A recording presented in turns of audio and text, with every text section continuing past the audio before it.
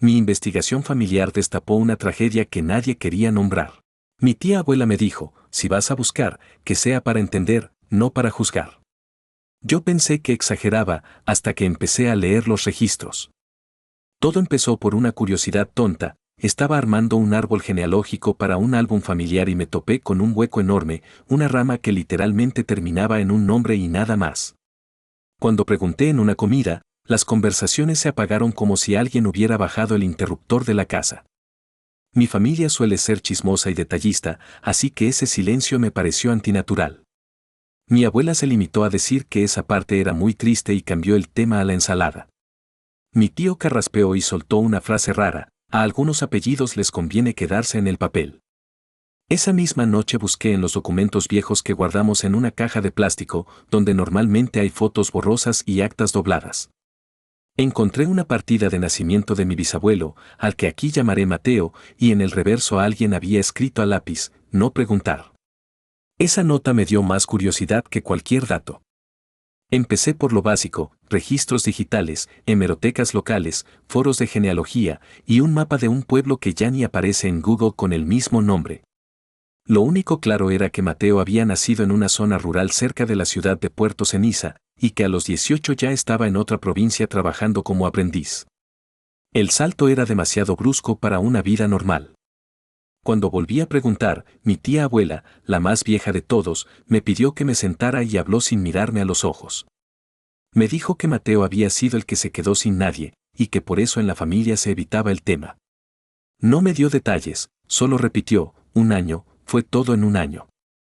Con esa pista me fui a la oficina de registros civiles de mi ciudad, un lugar con fluorescentes tristes y filas que avanzan lento. Pedí orientación para solicitar actas antiguas y me dijeron que muchas no están digitalizadas, que hay que pedirlas por folio y esperar. Aún así, metí solicitudes como si fueran boletos de lotería, defunciones, nacimientos, cualquier cosa que conectara a esa rama. Mientras esperaba, seguí investigando por mi cuenta y armé una línea de tiempo tentativa. Mateo tenía 2 hermanas. Una, según un índice de hospital, fue internada en una institución con un diagnóstico que en esa época usaban como cajón desastre para todo. La otra hermana aparecía y desaparecía en registros escolares hasta que de pronto ya no estaba. La primera acta que me llegó fue la de la mamá de Mateo. La causa de muerte sí estaba escrita y fue como leer un golpe seco: tifus. Me quedé viendo esa palabra un rato largo, pensando en lo frágil que era la vida cuando una fiebre podía arrancarte todo lo que conocías. Con esa certeza, creí que lo demás sería igual: más tifus, más enfermedad, una tragedia sanitaria y ya. Pero cuando llegaron las otras actas, lo que me rompió no fue la causa, sino la repetición de fechas.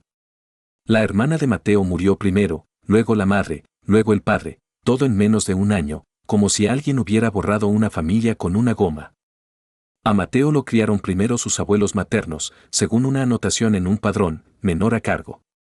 Encontré su nombre viviendo con ellos en una casa chica, y por un instante pensé que al menos ahí había estabilidad. Un año después, otro documento: defunción del abuelo materno.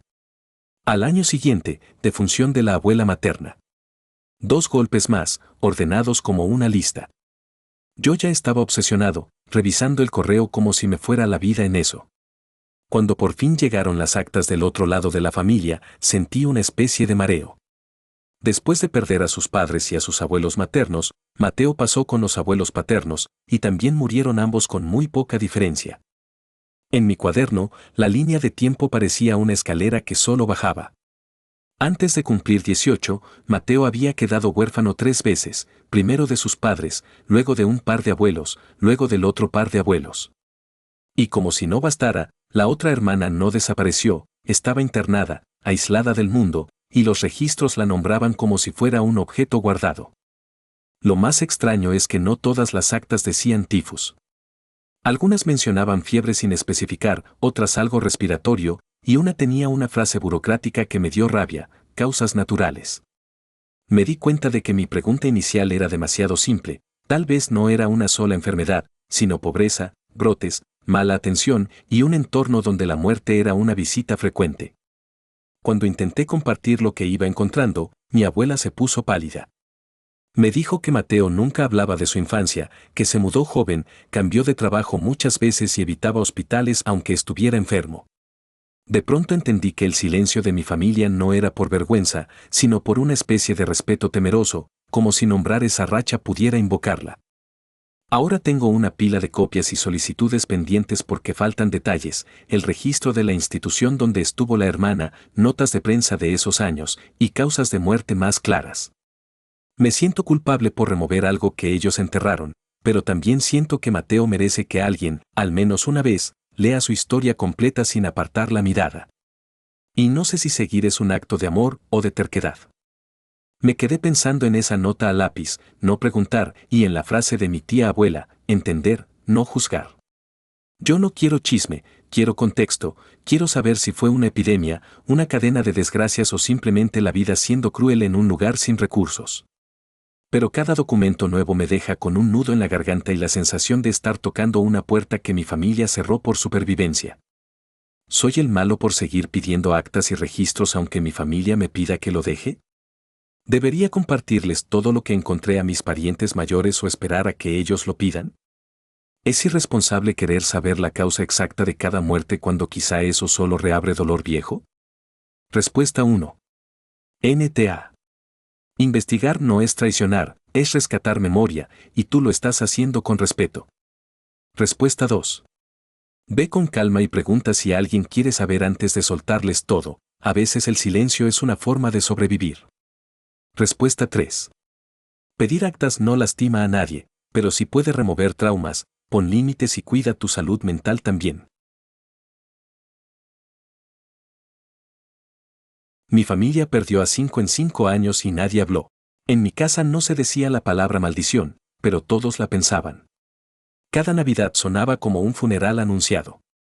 Todo empezó con una caja de lata que apareció en la mesa de mi abuelo una tarde de lluvia, como si el clima hubiera venido a acompañarla. Yo estaba de visita en su departamento en Puerto Bruma y él la puso frente a mí sin mirarme, como si la caja pesara más que sus manos. Dentro había cartas viejas, recortes amarillentos y una foto en sepia de un hombre joven con gorra ladeada, sonrisa de domingo. Mi abuelo dijo que ese era su tío abuelo, un pariente del que casi nunca hablaban, y luego soltó la frase que me dejó helado: todo lo que ves aquí pasó en 5 años. Yo pensé que exageraba, que era esa forma de los mayores de comprimir el tiempo, pero él comenzó a ordenar los papeles con una precisión casi militar. Señaló un recorte doblado, accidente de fábrica, un joven muerto cuando apenas empezaba a ahorrar para una casa, y a su lado una nota escrita a mano: él era el esposo de la tía abuela de mi abuelo. Mi abuelo no dio detalles morbosos, solo lo suficiente para que yo entendiera el hueco. Dijo que se fue una mañana normal y que en la familia quedó esa sensación de que el mundo podía arrancarte a alguien sin aviso, como si la vida fuera una cuerda mal amarrada. La viuda, según las cartas, aguantó décadas como pudo, criando, trabajando, mandando a arreglar ropa para conseguir monedas. Y cuando por fin llegó a la edad en la que muchos piensan que el duelo se vuelve recuerdo, la neumonía la tumbó en cuestión de días, ya en sus 60 y tantos, como si la historia decidiera cerrarse de golpe. Yo pregunté por los hijos, esperando encontrar al menos una línea de alivio, una rama que siguiera creciendo.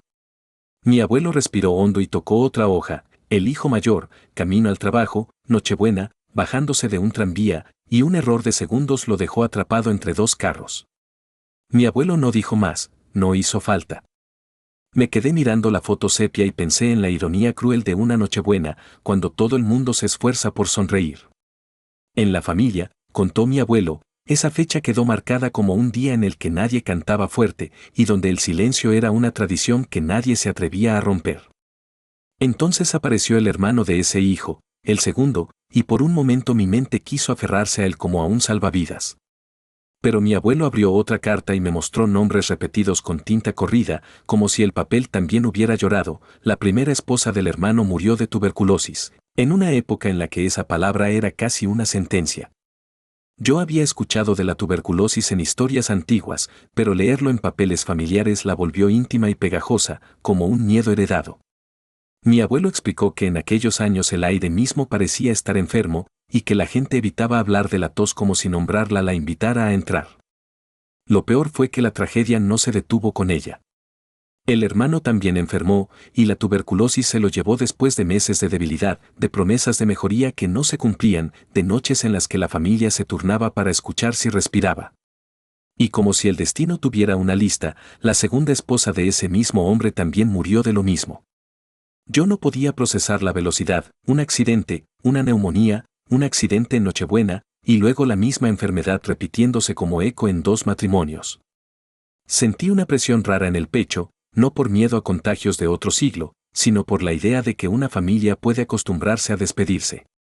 Ahí mi abuelo mencionó a la hija del hijo número 2, una niña que quedó en medio de todo como una maleta sin dueño. En las cartas decía que la mandaron de regreso a Irlanda a vivir con sus tías maternas porque ya no quedaba un hogar estable donde pudiera crecer sin estar rodeada de funerales y susurros. Ese detalle me rompió más que los recortes, porque la imaginé cruzando el océano con un abrigo prestado, aprendiendo a no preguntar por qué a ella le tocó irse. Mi abuelo dijo que nadie volvió a hablar de esa niña en voz alta, como si el exilio fuera otra forma de muerte, más silenciosa y más cómoda para los que se quedaban. Cuando terminé de leer, mi primera reacción fue enojarme con mi abuelo por haber guardado todo como un secreto. Le dije que parecía una maldición familiar, y él me contestó, por primera vez mirándome directo, que no era maldición, era pobreza, era trabajo peligroso, era enfermedad sin medicina, era una época que no perdonaba. Y aún así, admitió que el miedo se hereda aunque uno no quiera. Esa noche volví a mi casa y me sorprendí revisando a mi familia actual con otros ojos, como si buscara señales de un patrón. No pasó nada sobrenatural, pero si entendí algo incómodo, el silencio también es una herencia, y a veces lo usamos para sobrevivir, aunque nos deje huecos. Por eso escribo esto, porque no sé si hice bien en insistir, ni si es justo ponerle nombre a una cadena de tragedias que quizás solo fue mala suerte concentrada. Questions. Comments. ¿Soy yo el que está exagerando al pensar en una maldición y no en la historia de la época? ¿Estuve mal por presionar a mi abuelo para que hablara de algo que claramente le dolía? ¿Debería contarle esto al resto de mi familia o dejar que el silencio siga protegiéndolos? Respuesta 1. NTA. No suena a maldición, suena a cómo era la vida para la clase trabajadora y sin salud pública, pero tienes derecho a querer entender tu historia. Respuesta 2.